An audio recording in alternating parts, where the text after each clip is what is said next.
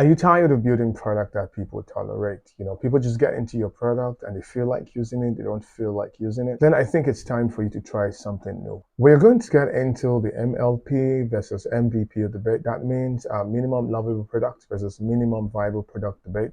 And you're going to learn at the end of this video, you're going to discover how to combine beauty and function so you can skyrocket your product success. So that means it's time for you to ditch everything that is ugly so you can focus on getting success for your product. Hi, my name is Paul. Thank you very much for joining me on this channel. I am super happy that you're here. There's a whole lot of freebies around. So if you click on the link below, you'll be able to jump on a call with me. If you're looking forward to building your SaaS MVP and you have questions, you'll be able to jump on a call with me. If this is your first time on this channel, feel free to click on the link. Just click on the link, subscribe. Keep that notification bell open so you get an alert every time I launch a video. So let's get started. If you've read the Lean Startup, then you would know what an MVP is. And the word MVP, or minimum viable product, was made very popular by Eric Ries. You know the Lean Startup guy, right? Eric Ries was of the opinion that you should launch and you should launch fast. And whenever you want to test an hypothesis and whenever you discover a new product, you should, scrap up something that you can put in the market. And when you put it into the market, you begin to test people's behavior. You begin to test and you begin to ask questions.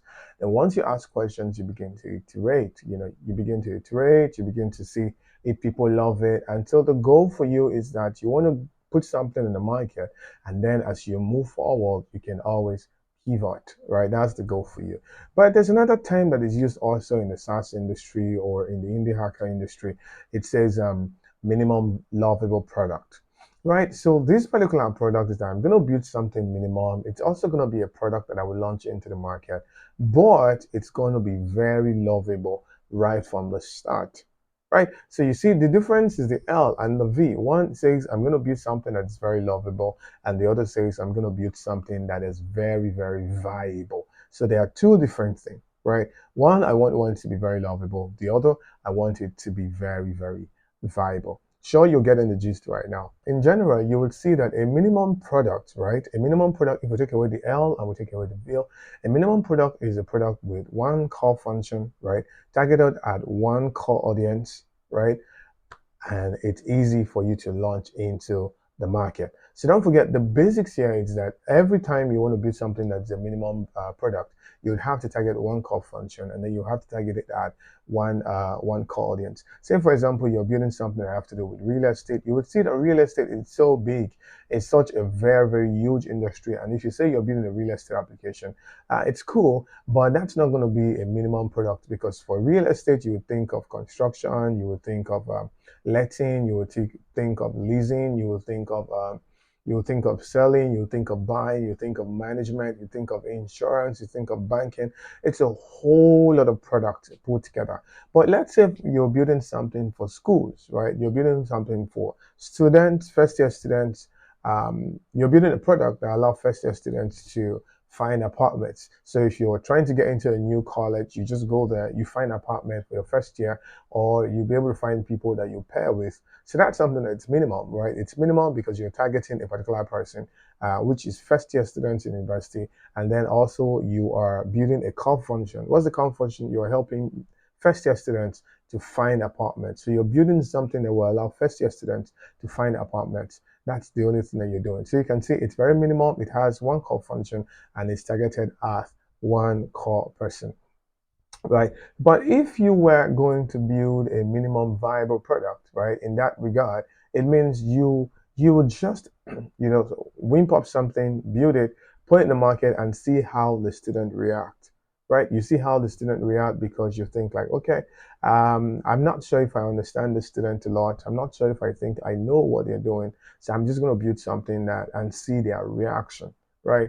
And that's if I'm building a minimum viable product. So like we said before, the goal why you build a minimum viable product is because you want to pivot.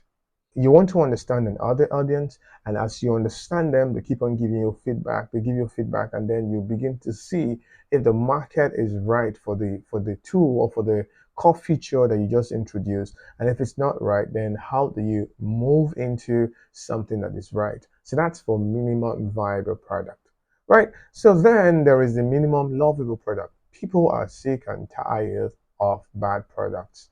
People are sick and tired of ugly products. Things are changing. The Gen Zs are they're all over the place. They make the bulk of the population. So they love things that are very beautiful.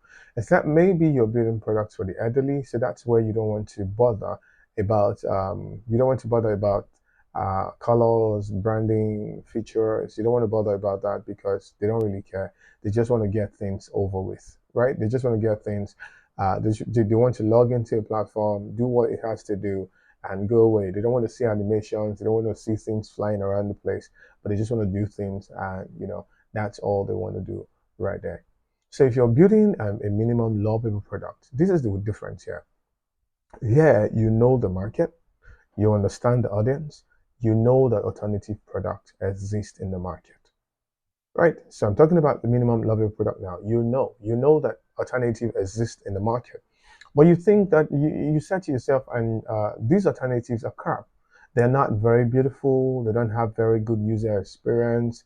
They're not nice. If you start to use the application, you will not be able to go end to end with things breaking, right? So you want to get into that same market. You want to look at all the products that you have there, and then you want to build something that is usable, that is lovable, right?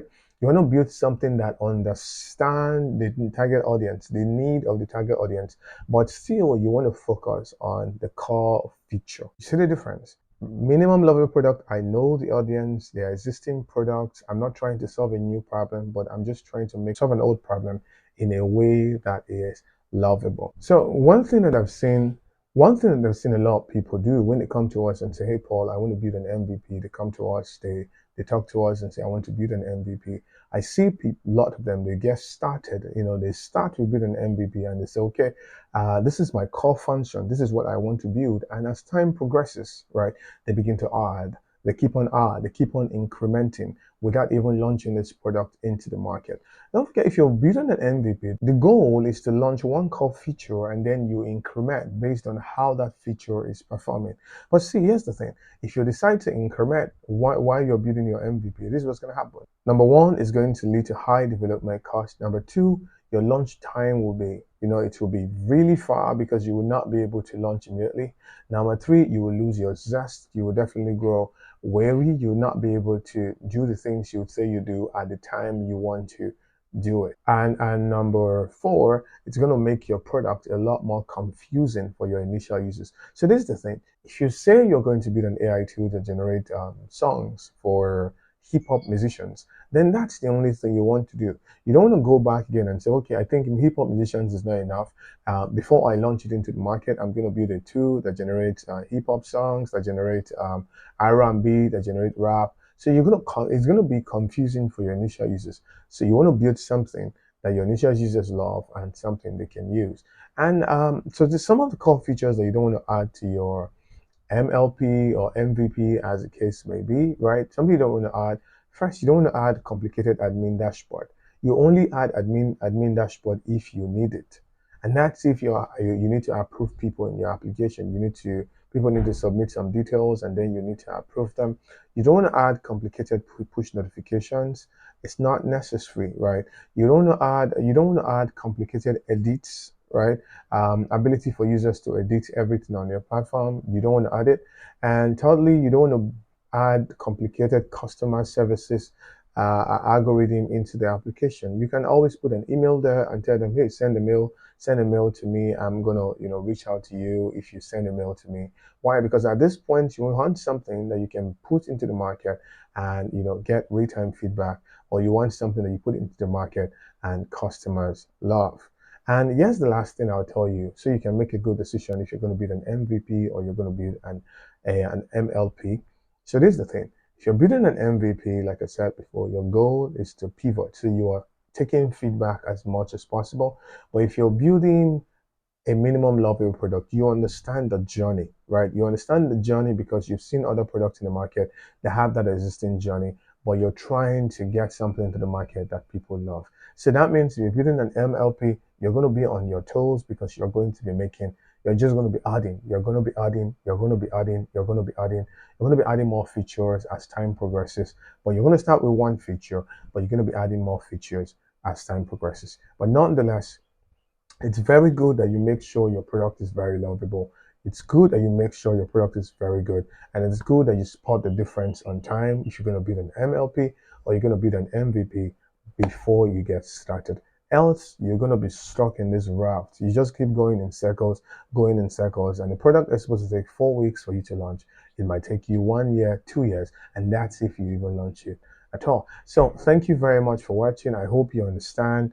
You understand the difference now, and you'll be able to spot it and go put it in your business or go put it in your startup, so you'll be able to get started as fast as possible. Thank you very much for watching again. I really do appreciate it. So if you're looking forward to building your MVP, your minimum product, feel free to click on the link below. I'm going to be offering you a 15-minute free call where we can talk about it. I will show you the right tool to use and the right tool not to use. But if you need help building it, also click on the link below and we'll jump on a call, and we'll see how we can definitely help out. Thank you very much for watching. I'll see you in a different episode entirely.